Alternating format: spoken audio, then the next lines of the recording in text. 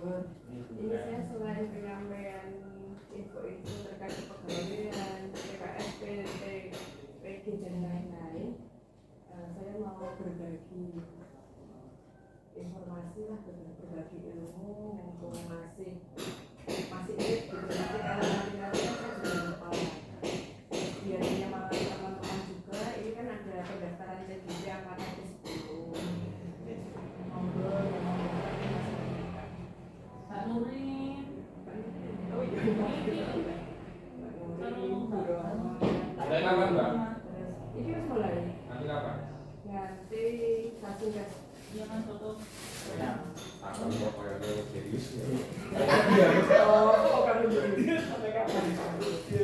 Tadi saya sudah izin ibu, monggo dulu silakan gitu. Nanti pakai dari informasi bisa terserah meskipun tidak ada ibu.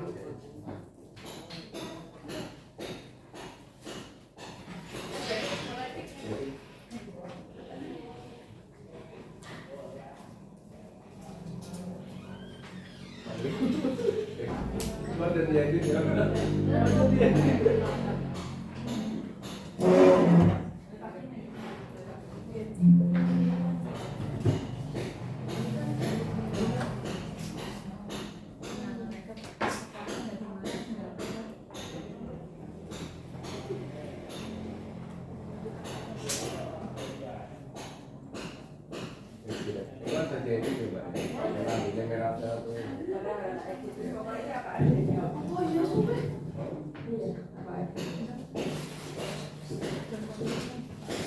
Bismillahirrahmanirrahim.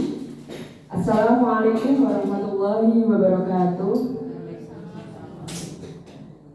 Alhamdulillah, puji syukur senantiasa kita panjatkan kehadiran Allah Subhanahu wa taala, Tuhan yang Maha Kuasa yang telah memberikan banyak sekali nikmat, khususnya nikmat sehat, nikmat sempat, nikmat waktu yang penuh manfaat, sehingga kita bisa berkumpul dalam kegiatan diseminasi implementasi budaya positif di SLB Negeri Colomadu.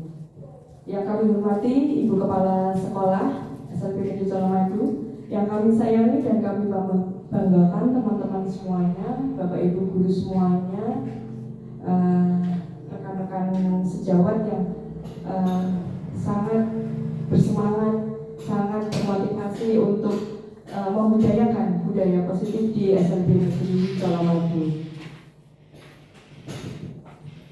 Pada kesempatan kali ini saya akan berbagi informasi, berbagi ilmu. Itu bukan berarti saya lebih tahu gitu, bukan. Ini implementasi dari ilmu yang saya peroleh selama saya mengikuti pendidikan calon guru penggerak angkatan 8. Semoga memotivasi juga untuk rekan-rekan semua. Ayo yang masih muda-muda, yang usianya di bawah 50 tahun, bisa mendaftar calon guru penggerak angkatan 10. Untuk Bapak Ibu guru yang sudah usia 50 tahun ke atas, bisa juga mendaftar sebagai pengajar praktik yang akan melakukan pendampingan individu kepada teman-teman calon guru penggerak. Semoga termotivasi ya. Fasilitator juga bisa untuk Bapak Ibu guru yang sudah memang jabatannya sudah tinggi, kewenangannya sudah tinggi. Ini. Masih semangat ya Bapak Ibu.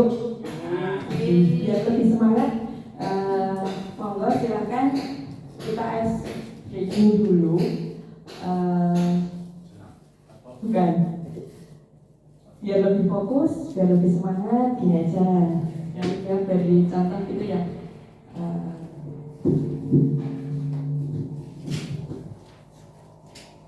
Konsentrasi, sebut nama sebelah kanannya.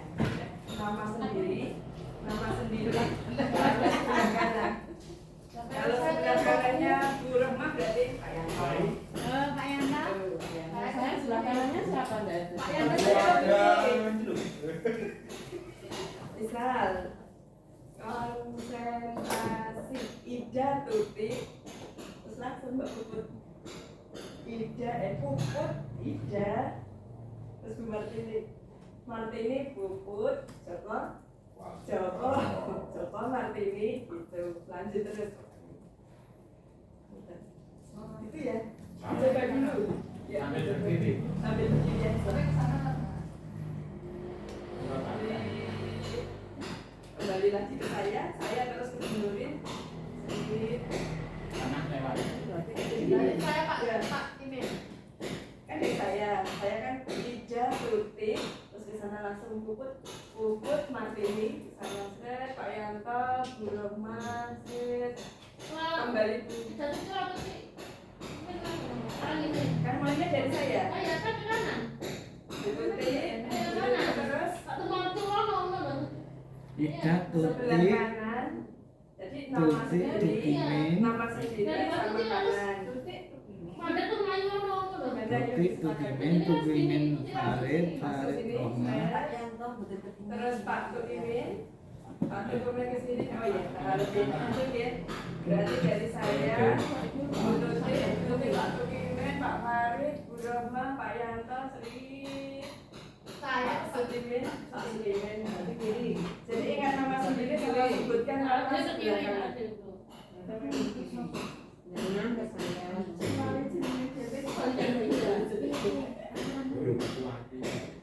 Pak Yanto. Terus Pak Yanto berarti Yanto Perwati. Enggak, nama Perwati. Nama sendiri sama nama sebelah kanan dan siapa. Betul ya, mulai yuk. Jadi ini bisa dipraktekkan ke anak didik. Ida, Tuti. Ada.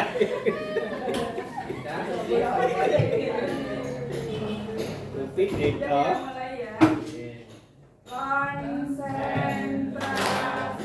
Ida, Tuti, ini. Karyanto.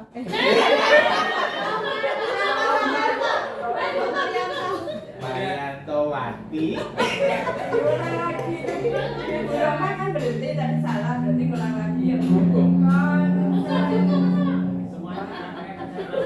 Iya, pakai semuanya ya. Konsentrasi. Ida, Tuti, Tukimin. Rohma Karyanto. Marianto Wati.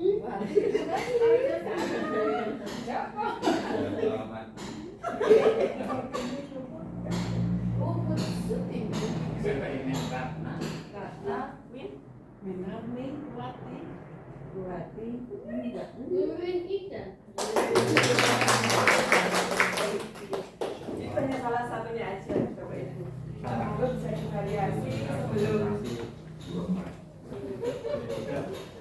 sebelum pembelajaran bisa dalam bentuk tadi menyebutkan nama sendiri dan nama teman yang sebelah kanan atau sebelah kiri atau teman tadi yang datangnya lebih awal itu boleh, itu salah satunya. Boleh juga dengan senam sederhana, boleh juga dengan aneka tepuk. Ini Bu Nuri nih ahlinya, Pramuka sama Bu Perwati. Untuk meningkat waktu, mari kita mulai penyampaian diseminasi implementasi disiplin budaya disiplin positif di SMP Negeri Colomadu.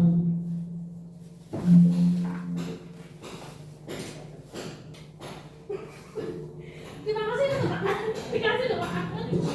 Malah bisa. Aduh, malah bingung.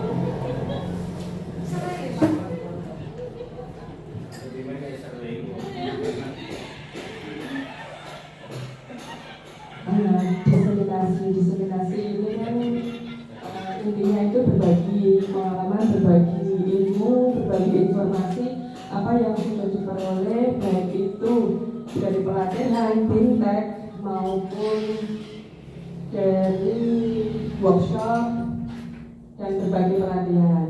Nah, kita sepakat ya Bapak Ibu, Bapak Ibu siapapun yang sekiranya itu tinggal atau mendapatkan tugas dari sekolah, untuk mengikuti suatu kegiatan yang itu sangat bermanfaat. Kita mohon untuk sharing ya, berbagi ilmu yang sudah diperoleh selama mengikuti kegiatan tersebut. Ibu Bapak Ibu sepakat? Iya. Kalau sepakat kan kita agendakan di program kegiatan pendidik dan tenaga kependidikan, jadi di pengembangan profesi.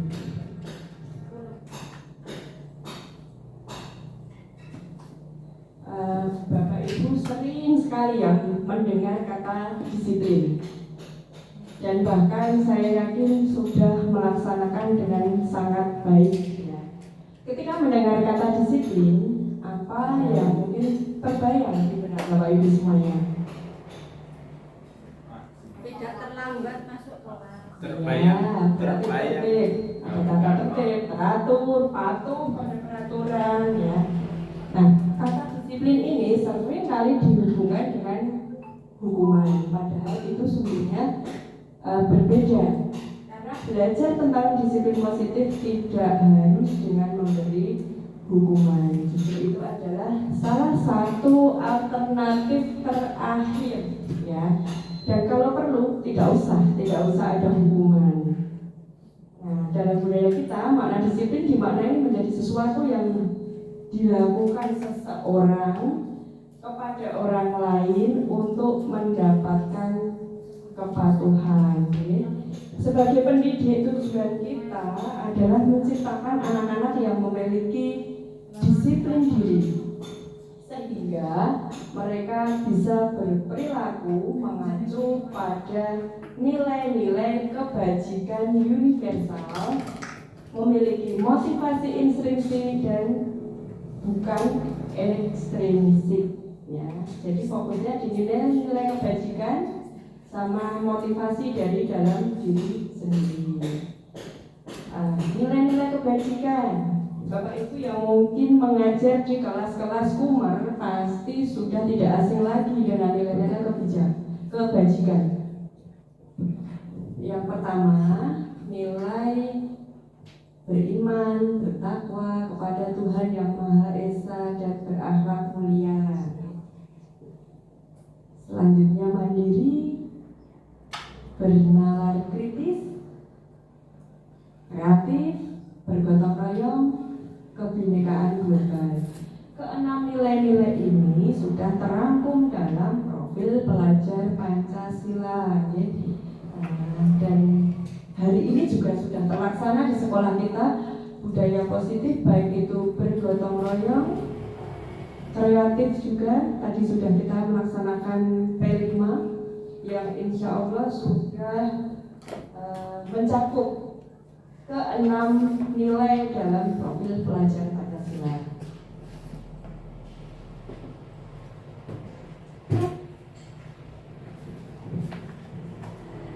Seseorang berperilaku itu karena ada 3 motivasi. Giant Dosen dalam bukunya Restructuring School Discipline menyatakan ada 3 motivasi dalam perilaku manusia. Yang pertama yaitu motivasi untuk menghindari hukuman atau ketidaknyamanan. Ini adalah tingkat terendah dari motivasi. Jadi kalau orang punya motivasi dan enggak dihukum atau biar nyaman, itu memiliki motivasi tingkat terendah. Yang motivasi kedua yaitu motivasi mendapatkan imbalan atau penghargaan dari orang lain. Tingkatan ini satu tingkat lebih tinggi dari motivasi yang pertama. Ya, orang dengan motivasi ini akan bertanya, apa yang akan saya dapatkan jika saya melakukan ini? Nah, poin 1 dan 2 tadi itu tergolong motivasi eksternal dari luar pribadi manusia. Yang ketiga yaitu motivasi untuk menjadi orang yang mereka inginkan dan menghargai diri sendiri dengan nilai-nilai yang mereka percaya. Orang dengan motivasi yang ketiga ini akan bertanya, akan menjadi orang seperti apa ya apabila saya melakukan ini. Nah, motivasi yang ketiga inilah yang memiliki disiplin positif berasal dari dalam diri yang bersangkutan. Nah, jadi sebagai pendidik, bagaimana kita bisa memberikan motivasi yang ketiga ini? PR kita sebagai pendidik yaitu bagaimana menumbuhkan motivasi agar anak didik kita kelak menjadi orang yang sesuai yang diinginkan, bisa menghargai diri sendiri dan mempunyai nilai-nilai yang mereka percaya.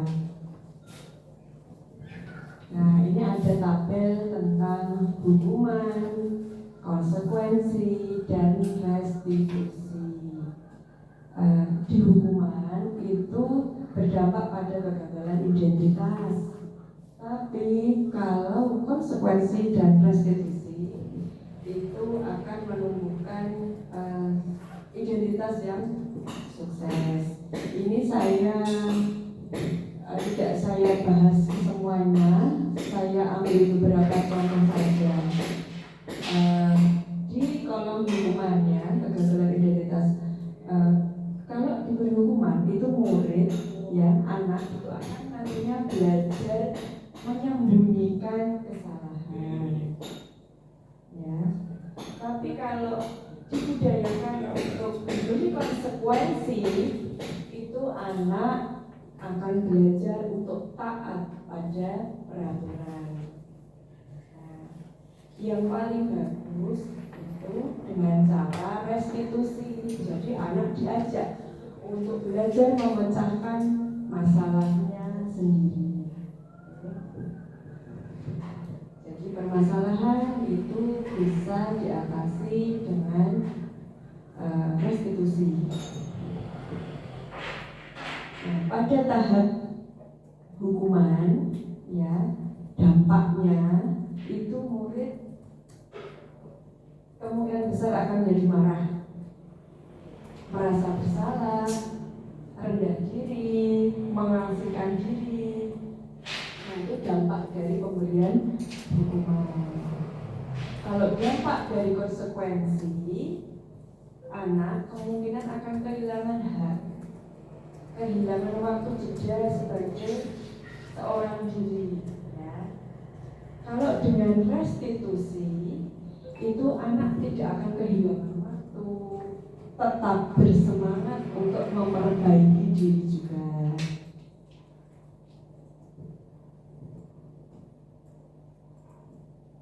Nah, ketika pemberian hukuman diberlakukan, murid atau anak juga akan tersakiti. Kalau di konsekuensi, di peraturan, mungkin membuat murid tidak nyaman. Berbeda kalau di restitusi, itu murid akan mendapatkan sebuah penguatan.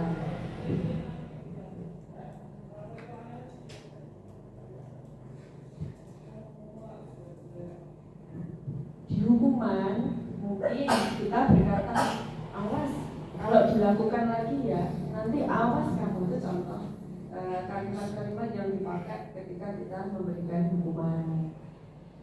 Ketika kita memberikan konsekuensi, akan muncul kalimat lakukan apa yang guru katakan. Nah, ketika di restitusi, berlaku restitusi, akan muncul kalimat apakah hal ini yang sesungguhnya kamu lakukan. Jadi di restitusi itu benar-benar menumbuhkan bagaimana sebuah persoalan itu bisa dipecahkan, bisa dicari solusinya oleh anak itu sendiri tanpa menyakiti orang lain dan memberikan penguatan untuk diri anak tersebut. Kalau hukuman itu seringnya diberikan oleh guru, ya, yang memberikan hukuman itu guru. Kalau konsekuensi peraturan itu dibuat oleh guru bersama murid. Kalau restitusi yang membuat murid sendiri. Nah, murid sendiri yang pasti kalau di SLB kan berkebutuhan khusus, otomatis butuh bimbingan, butuh dipandu agar anak bisa membuat penguatan untuk dirinya sendiri agar permasalahannya tidak terulang lagi.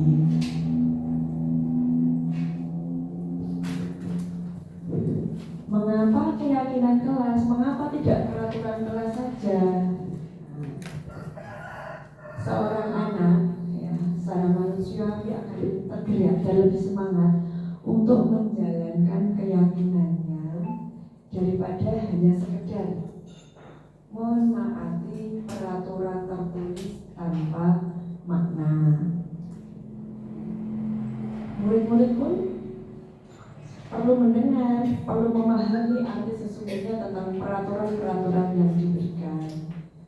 Apa nilai-nilai kebajikan di balik peraturan tersebut? Tujuannya apa? Harus tahu. Jadi harus dibuat oleh siswa. Kalau keyakinan kelas disepakati oleh semua siswa atau warga sekolah. Nah, untuk lebih jelasnya, monggo bisa dibersani video tentang kebutuhan dasar manusia dan dunia berkualitas.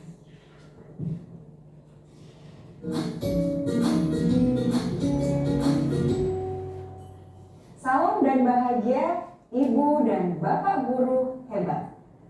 Untuk membangun budaya sekolah yang positif dengan lingkungan yang aman dan mendukung murid untuk menjadi pribadi yang berdaya, seimbang, dan bahagia, salah satu upaya yang dapat dilakukan oleh guru adalah memahami kebutuhan dasar yang mendasari perilaku murid. Pada video kali ini, kita akan membahas tentang 5 kebutuhan dasar manusia.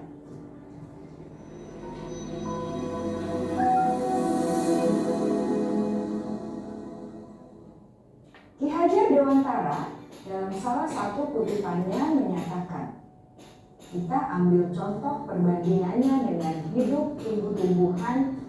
Seorang petani dalam hakikatnya sama kewajibannya dengan seorang pendidik yang menanam padi misalnya. Hanya dapat menuntun tumbuhnya padi. Ia dapat memperbaiki kondisi tanah, memelihara tanaman padi, memberi pupuk dan air, membasmi ulat-ulat atau jamur-jamur yang mengganggu hidup tanaman padi, dan lain sebagainya. Ketika guru memahami kebutuhan apa yang mendasari perilaku murid, dan guru berusaha menuntun dan mendukung murid dalam memenuhi kebutuhannya secara positif, pada hakikatnya guru tersebut ibarat seorang petani yang sedang berusaha memahami kebutuhan masing-masing tanaman. Dan dia berusaha memenuhi kebutuhan tanaman tersebut agar dapat tumbuh dengan subur dan maksimal. Dr. William Glasser, seorang psikiater dari Amerika Serikat, menyatakan bahwa seluruh tindakan manusia memiliki tujuan tertentu, yaitu memenuhi kebutuhan dasarnya. Ketika kelima kebutuhan dasar telah terpenuhi secara memadai, maka murid akan tumbuh dengan seimbang dan bahagia. Sebaliknya, ketika kebutuhan dasar tidak terpenuhi dengan baik, maka seseorang akan mengalami emosi negatif seperti bosan, sedih, dan kecewa. Bahkan mereka dapat melakukan perbuatan yang bertentangan dengan nilai-nilai kebajikan atau melanggar peraturan. Dengan kata lain, perilaku buruk seseorang biasanya adalah respons dari kebutuhan yang tidak terpenuhi. Namun, mereka tidak tahu cara untuk menyampaikannya.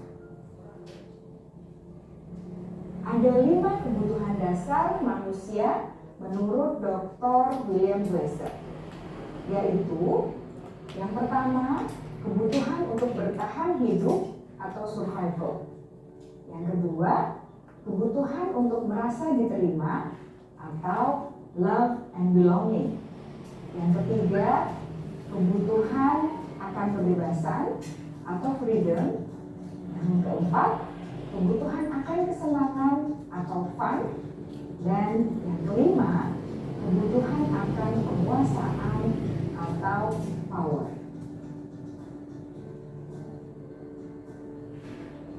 Kebutuhan dasar yang pertama adalah kebutuhan yang bersifat fisiologis untuk bertahan hidup atau survival.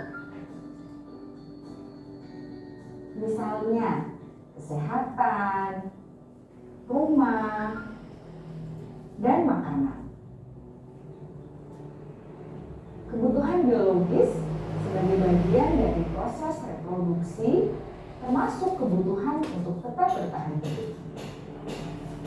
Kebutuhan untuk merasa aman juga termasuk dalam kebutuhan ini.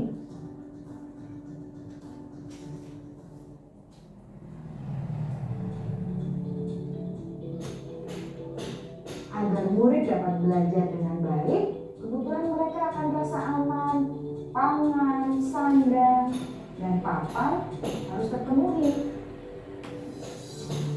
Bagaimana mungkin mereka dapat belajar dengan baik bila mereka datang ke sekolah dengan perut yang lapar atau bila rumah mereka kebanjiran?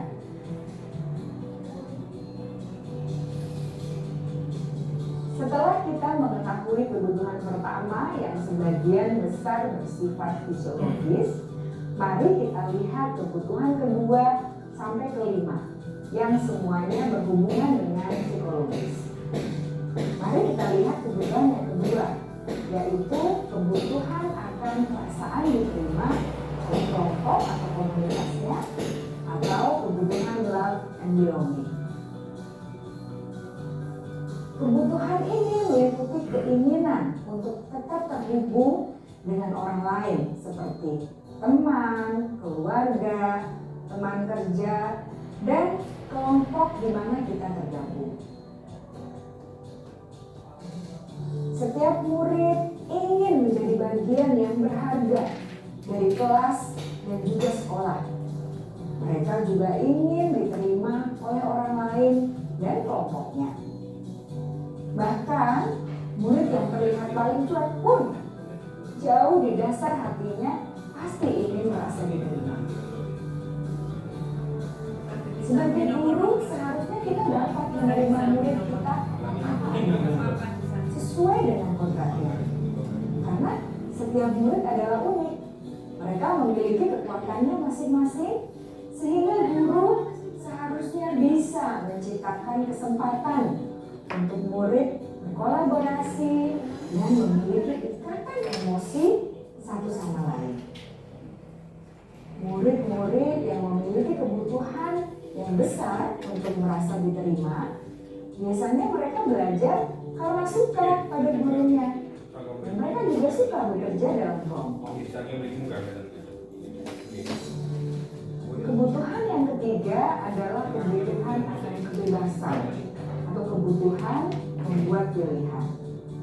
Murid harus diberi kesempatan untuk membuat pilihan dan bertanggung jawab atas pilihan yang mereka telah ambil. Memberi mereka kebebasan bukan berarti membiarkan mereka melakukan apa saja yang mereka mau, melainkan lebih memberi mereka kesempatan untuk membuat pilihan, menyuarakan pendapat mereka dengan percaya diri, dan memberi mereka kesempatan untuk mencoba hal-hal yang baru. Pembelajaran dengan metode yang beragam dan menarik juga akan memenuhi kebutuhan murid tentang kebebasan ini. Pembelajaran berdiferensiasi, di mana guru menyediakan beberapa jenis tugas yang bisa dipilih oleh murid sesuai minat mereka, sangat baik untuk mengembangkan murid menjadi lebih mandiri dan memiliki motivasi internal. Karena kebutuhan akan kebebasan pada dasarnya adalah kebutuhan untuk mandiri, memiliki otonomi, memiliki pilihan, dan mampu mengendalikan arah hidupnya sendiri.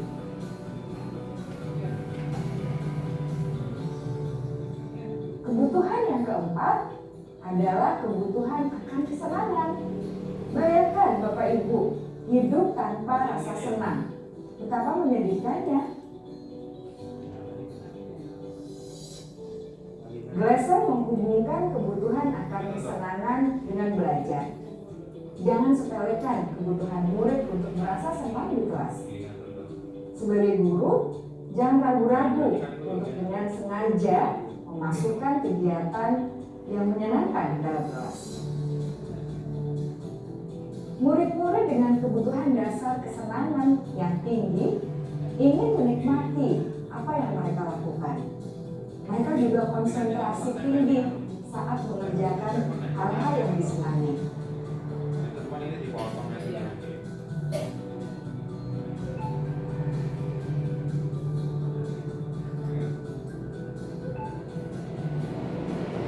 Kebutuhan yang kelima adalah kebutuhan akan penguasaan. Setiap murid memiliki kebutuhan untuk merasa kompeten, menjadi terampil, diakui pencapaian dan keterampilannya,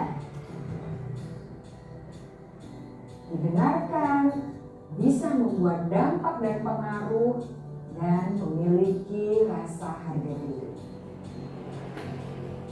Mereka sebaiknya diberi kesempatan untuk membuat keputusan tentang hal-hal yang penting dalam hidupnya dan tidak merasa dikontrol oleh sistem sekolah. Pada murid yang telah menginjak usia remaja, seringkali mereka merasa tidak memegang kendali atas kehidupannya sendiri. Karena guru kerap kali berpengaruh dalam mengambil keputusan.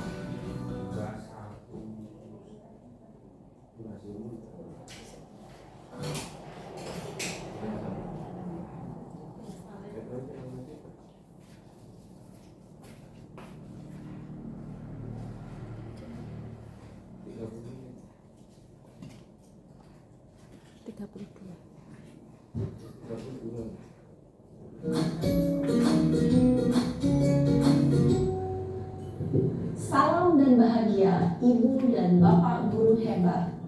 Pada video kali ini kita akan restitusi ya Bapak Ibu. Tadi beda program video. disiplin positif yang diterapkan di lingkungan sekolah yang dikenal dengan nama restitusi.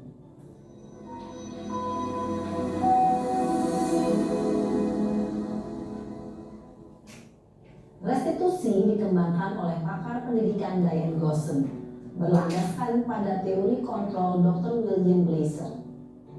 Segitiga restitusi adalah suatu proses dialog yang dijalankan oleh guru atau orang tua agar dapat menghasilkan murid yang mandiri dan bertanggung jawab. Pada saat guru di posisi manajer, aspek yang dikembangkan pada murid adalah motivasi intrinsik, sehingga penanaman nilai-nilai kebajikan dapat tumbuh dan berkembang menjadi suatu kebiasaan positif yang akhirnya membentuk karakter murid. Proses dialog ini terdiri dari 3 langkah yang digambarkan pada ketiga sisi pada segitiga restitusi. Sisi pertama adalah menstabilkan identitas. Sisi yang kedua adalah validasi tindakan yang salah. Dan sisi yang ketiga adalah menanyakan keyakinan. Ibu dan Bapak guru, berikut ini akan ditunjukkan bagaimana seorang guru berada dalam posisi manajer menggunakan penerapan segitiga restitusi.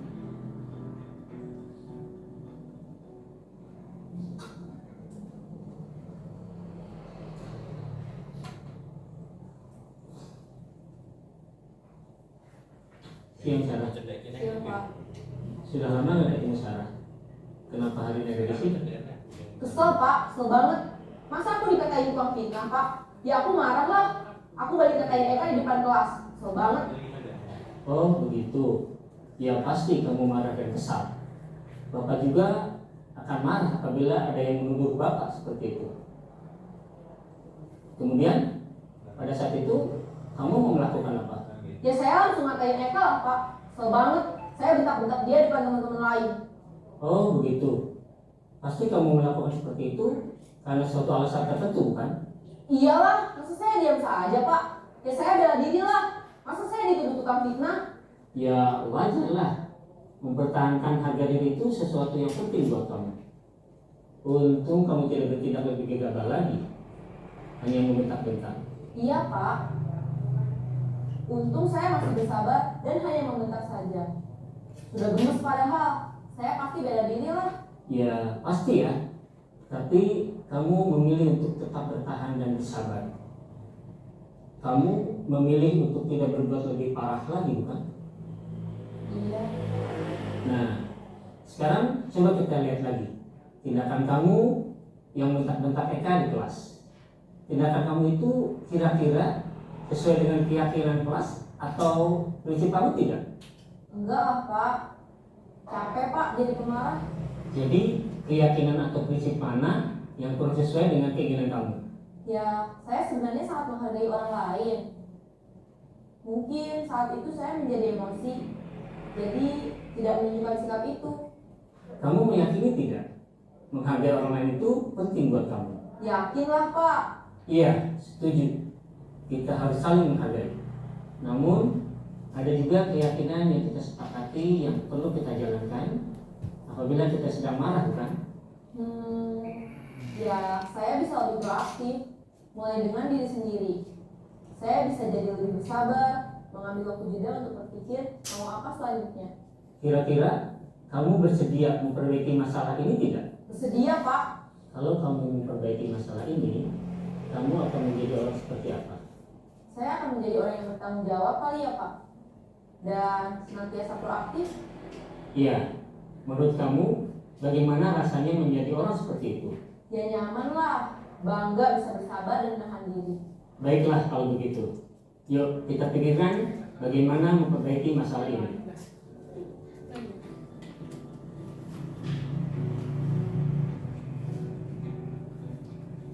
Ibu dan Bapak guru hebat. Baru saja kita menyaksikan contoh bagaimana seorang guru berada dalam posisi manajer menggunakan penerapan segitiga restitusi. Mari kita bahas satu persatu. Pada sisi pertama, menstabilkan identitas berdasarkan pada prinsip bahwa membuat kesalahan adalah bagian dari proses pembelajaran. Sisi pertama dari segitiga ini berperan menggeser identitas murid dari identitas gagal ke identitas sukses. Murid yang sedang bertingkah laku yang tidak pantas atau menarik diri saat itu sedang mengalami identitas gagal. Bila kita mengkritiknya, maka posisinya tidak akan berubah.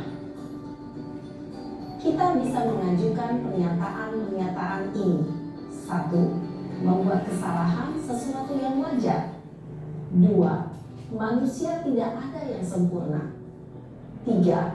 Kita bisa memperbaiki masalah ini. 4. Saya tidak menanyakan kesalahannya. Saya lebih fokus bagaimana memperbaiki masalah ini. 5. Apakah saat ini kamu tengah menjadi orang yang baik untuk dirimu sendiri? Pada sisi kedua, validasi tindakan yang salah berlandaskan pada prinsip bahwa setiap perilaku berupaya memenuhi suatu kebutuhan tertentu. Guru yang telah memahami teori kontrol akan bergeser dari pemikiran stimulus respon menjadi proaktif dan mencoba untuk mengenali tujuan dari perilaku murid, mengenali dan mengakui kebutuhan murid ini dapat memperbaiki hubungan dengan murid tersebut. Pernyataan atau pertanyaan bisa disampaikan dengan nada suara tidak menghakimi atau memojokkan, sehingga dapat mengembalikan murid pada posisi positif. 1. Kamu bisa saja bertindak lebih gegabah lagi dari ini. 2. Kamu bukan melakukannya tanpa suatu alasan tertentu. 3. Kamu melakukannya karena mempertahankan sesuatu yang penting bagimu.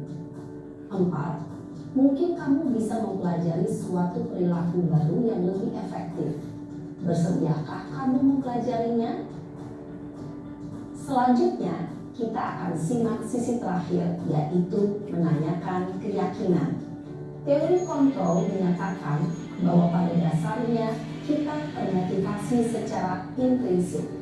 Pada saat perilaku yang salah telah divalidasi dan identitas sukses telah stabil, maka murid telah siap menaikkan keyakinan-keyakinannya dengan tindakannya yang salah, dan pemikirannya telah bergeser ingin menjadi orang yang dituju. Pertanyaan-pertanyaan ini dapat menaikkan keyakinan-keyakinan yang dianut murid. 1. Sebagai keluarga atau kelas, apa yang kita yakini? 2. Nilai-nilai apa yang telah kita sepakati? 3. Seperti apa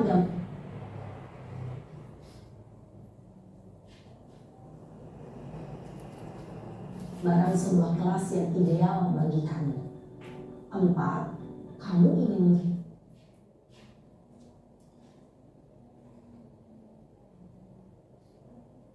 jadi orang seperti apa?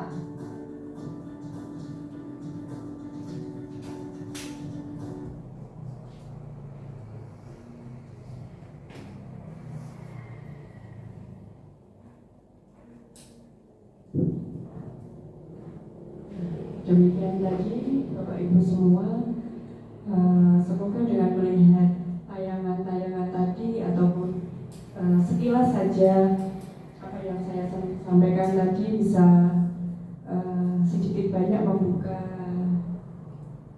pikiran, membuka hati Bapak Ibu guru semuanya untuk berarti aku harus bagaimana ya gitu, baik ini dengan sesama rekan kerja, baik hubungan guru dengan siswa maupun guru dengan kepala sekolah dan lain-lain. Nah, jadi budaya positif ini tuh sangat kompleks sekali. Ketika ada suatu masalah, jadi restitusi tadi tidak hanya berlaku antara guru dan siswa gitu, tidak. Jadi ini bisa kita terapkan ketika kita di rumah dengan anak kita, bisa diterapkan dengan rekan kerja kita juga, itu bisa. Mohon maaf ini tadi bandwidth-nya memang sudah butuh dinaikkan, ya Mas ya. Ya, tadi kan musim terus, nanti kan nyambung ke internet. Nah, tadi jadi semua video-video itu tadi kita ambil dari kementerian, dari pusat. Jadi yang menyampaikan tadi adalah orang-orang yang dipilih oleh direktorat untuk menyampaikan materi tadi. Saya hanya sekilas saja.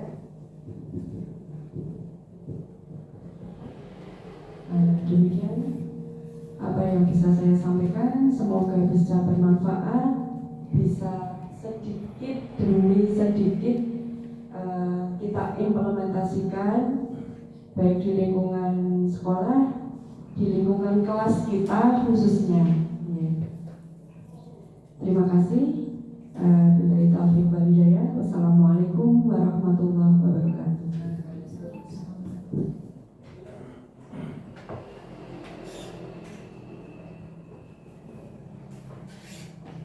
Selanjutnya informasi terkait kepegawaian.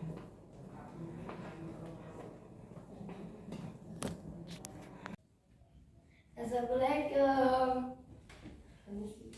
Permisi, Bu Guru manggil saya. Waalaikumsalam. Iya benar. Duduk yang baik ya. Yang Iya. rapi ya. Alkaf, baik-baik saja kan? Baik. Ada apa, Bu? Begini Alka, tadi Bu Guru dengar laporan dari ketua kelas. Katanya Alka habis bertengkar dengan Aga ya? Iya. Kenapa? Dia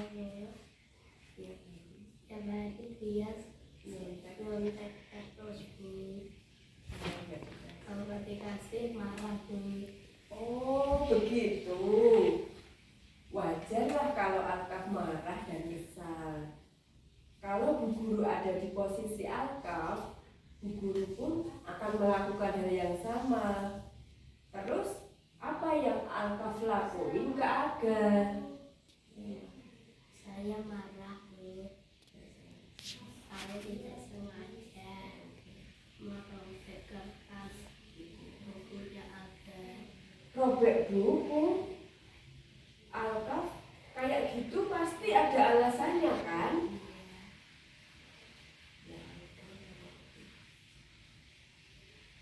Bila Aga dia kayak Bu. Oh begitu ya? Ya wajarlah kalau Alka merasa kesal dan gak rela jika tugasnya dicontek oleh Alka. Bu Guru sangat menghargai tindakan Alka yang tidak sampai memukul atau menendang Aga. Nah, sekarang Alka pikir ya, dengan tindakan merobek bukunya Aga, apa sudah sesuai dengan keyakinan kelas kita? Tidak. Menurut Alka, keyakinan kelas apa yang tidak Alka patuhi dengan merobek buku Aga? Saling untuk menghormati dan menghargai bersama teman. Nah, benar banget. Menurut Alka, menghormati sesama teman itu penting nggak? Penting. Baik. Kalau menurut Alka itu penting, jadi keyakinan apa yang harus Alka lakukan waktu Alka marah atau sedang emosi? Bisa Alka bersedia tidak memperbaiki masalah ini? Kalau begitu, apa yang akan Alka lakukan untuk memperbaiki masalah ini agar tidak terulang lagi? saling sabar Bu, menahan amarah Bu. Kalau ada teman yang nyontek, lapor ke Bu. Nah, ini baru tindakan yang tepat Alka. Lain kali kalau ada teman yang maksa minta contekin tugas, jangan takut ya untuk bilang Bu Guru. Tetap semangat Alka. Karena masalah ini sudah kita selesaikan, Alka boleh kembali ke kelas ya. Terima kasih Bu. Sama-sama Alka.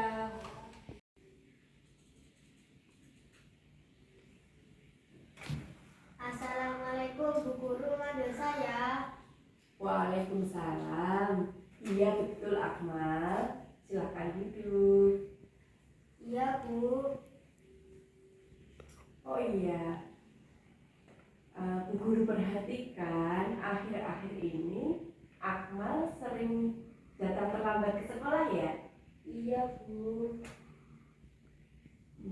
Seingat Akmal sudah berapa kali terlambat ke sekolah?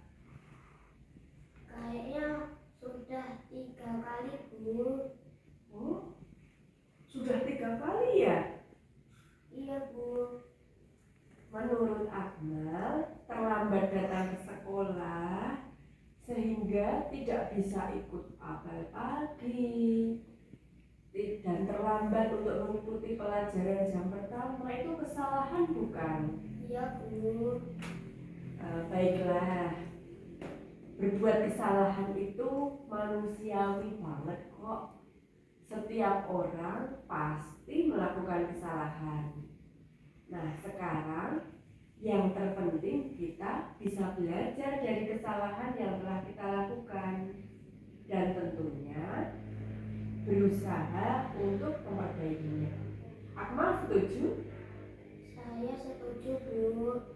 Nah, gini Akmal, kalau gitu kita cari solusinya sama-sama ya. Iya, Bu. Akmal dalam bulan ini sudah 3 kali terlambat. Pasti punya alasan tertentu dong. Bu Guru boleh tahu apa sih alasannya kenapa Akmal sering terlambat datang ke sekolah? Akhir-akhir ini Akmal sering menonton YouTube, Bu. Sampai tidak bisa bangun pagi, Bu. Akmal ingat nggak keyakinan kelas yang telah kita buat? Ingat, Bu. Misalnya nih, datang terlambat ke sekolah. Apakah sudah sesuai dengan keyakinan kelas kita? Tidak, Bu.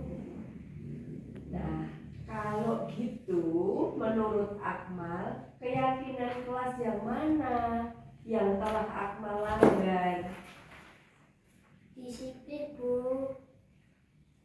Menurut Akmal, disiplin itu penting tidak untuk Akmal? Penting, Bu. Nah, Karena disiplin itu membuat Akmal tidak terlambat sekolah, Bu, dan menghargai waktu. betul sekali Akmal, karena menghargai waktu itu sangat penting dan tentunya sangat bermanfaat untuk kita. Sama halnya kita bisa menghargai orang-orang yang ada di sekitar kita. Iya, Bu. Saya menyesal sudah sering terlambat ke sekolah, Bu. Sikap minta maaf Akmal ini merupakan sikap yang bagus. Kalau begitu, menurut Akmal, apa yang akan Akmal lakukan agar tidak terlambat datang ke sekolah lagi? Saya tidak menonton YouTube sampai tengah malam, Bu. Biar bisa bangun pagi. Bagus. Nah, sekarang Akmal sudah menemukan solusinya supaya tidak terlambat lagi datang ke sekolah. Setelah ini, Bu Guru akan menghubungi ayah sama bunda biar mulai besok mengingatkan Akmal bangun pagi agar tidak terlambat lagi ke sekolah. Nah, sekarang Akmal bisa kembali ke kelas. Tetap semangat ya Akmal. Iya, Bu. Terima kasih, Bu. Sama-sama Akmal. Nama saya Faizal Kaf. Saya sangat senang dengan sikap Bu Guru. Saya tahu saya salah, tapi tidak dimarahin, malah diajak kasih solusi. Terima kasih, Bu Guru. Saya Faiza Akmal. Saya senang dengan sikap Bu Guru. Saya tahu saya salah, tapi saya tidak dimarahi, malah saya diajak mencari solusi. Terima kasih, Bu Guru.